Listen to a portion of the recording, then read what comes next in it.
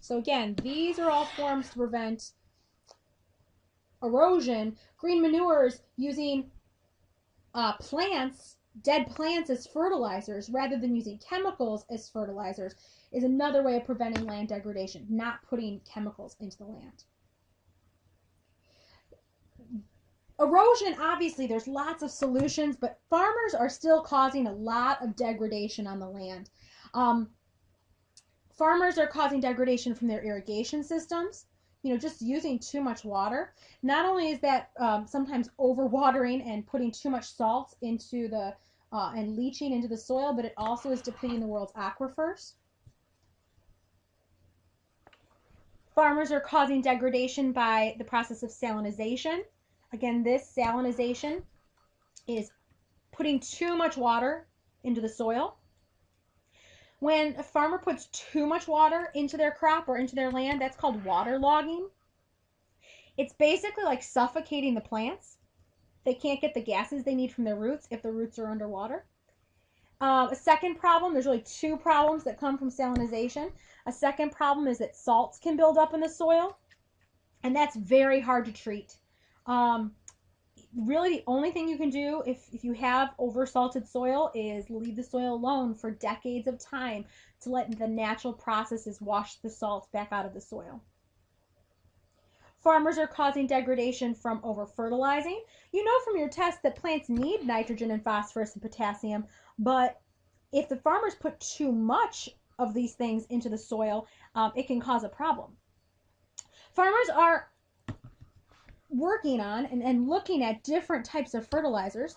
There's two categories of fertilizers, inorganic versus organic. Let's take some notes on those.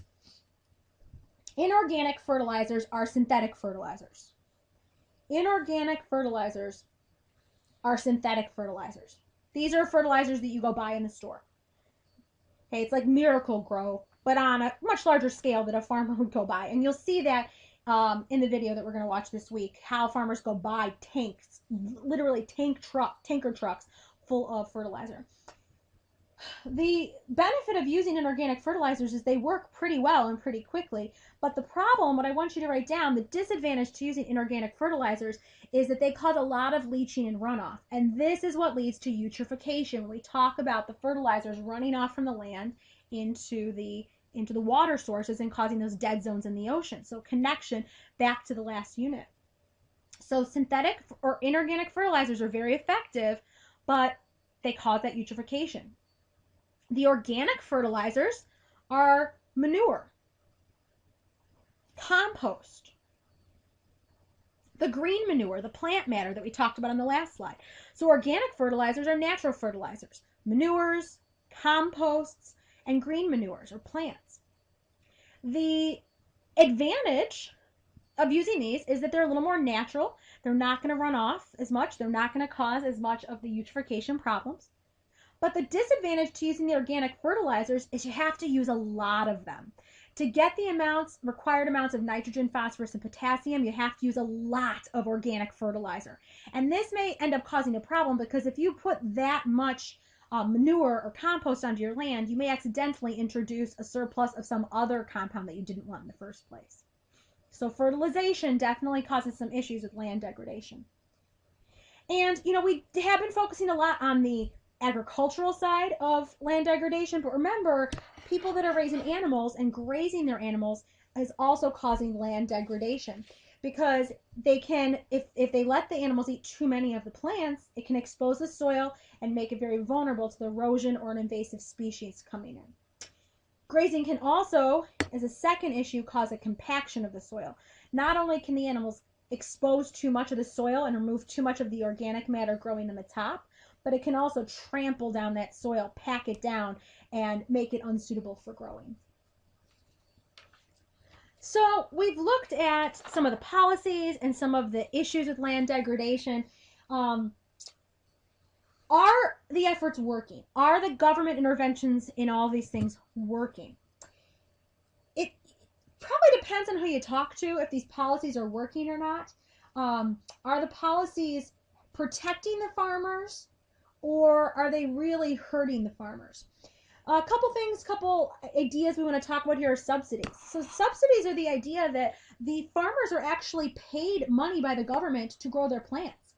I've heard reports that some of the corn farmers in Iowa are going to make more money than they've ever made before, simply because of the droughts we've had destroying their crops and the insurance policies from the government coming through and paying them money. Is that protecting the farmers and keeping them from going bankrupt, or is that actually forcing the farmers to produce foods that we don't really need? You'll see a lot of discussion on this topic in the video that we're going to watch later this week called King Corn. The Bureau of Land Management. Here's another thing that the government set up, a government division to manage land. The government is actually the biggest landowner in the country. Let's write that down. The government is actually the biggest landowner in the country. And is this a good thing or a bad thing? Some people say this is a good thing. The government has some control. They can control where things are farmed, take some areas that have degraded soil out of being used. But the other issue that comes up here is the government can control the price that they charge people for going onto their land and grazing their animals. They can control how many people they give permits to go onto these lands and farm. And some people argue that the low price of the grazing and the high number of permits they're giving out is actually damaging the lands. Here's one more thing we want to talk about, a policy that was passed that I want you to know, the Swamp Land Acts. Now, there were 3 Swamp Land Acts, 1849, 1850, and 1860. The government changes its mind sometimes. So this is an example. This is what I want you to write down. The government changes its mind sometimes.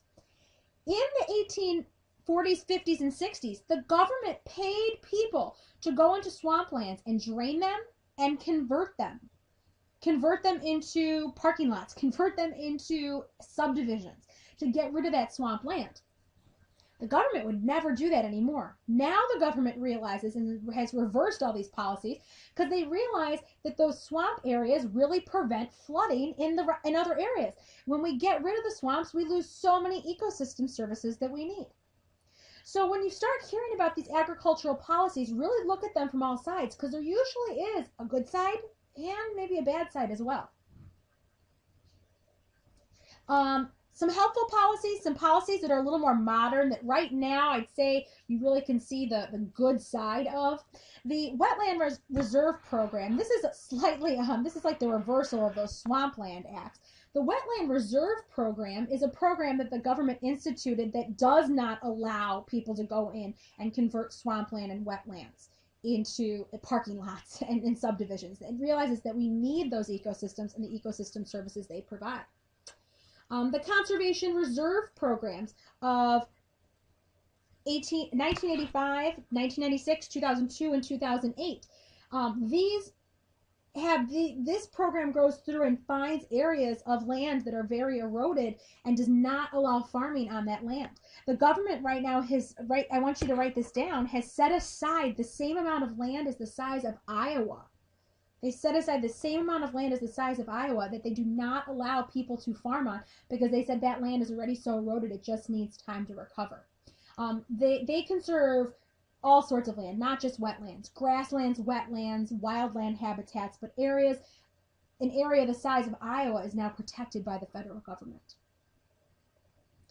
And remember that these policies, everything we've talked about so far has been in the United States, but there are policies worldwide. The United Nations, which is obviously more of a global group, has set up a food and agricultural organization and a program called FARM, the Farm-Centered Agricultural Resource Management Program, to really go through and try to institute some of these policies in the whole globe.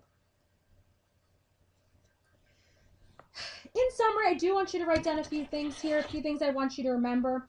First off, when you're really looking at the bigger picture of Chapter 9, I want you to remember that farmers obviously want to make the best choices for the land, and you'll see in some of the interviews that in the movie that we're going to watch that farmers really do want to make what they see as the best decision for the land, because that land is how they make their money.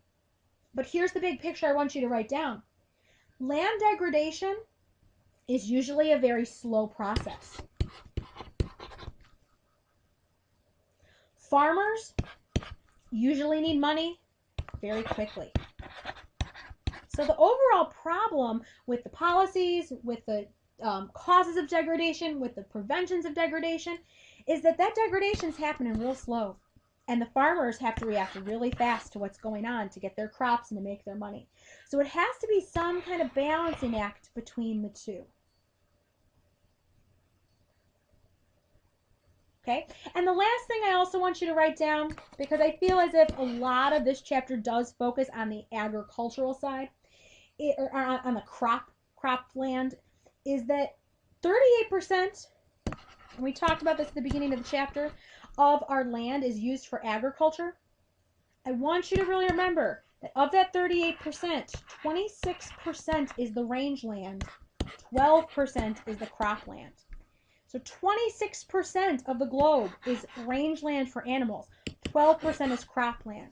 So we will watch a video as well that focuses on raising cattle and the effects that has on the planet. We will talk about that, even though your book does focus more on the crops.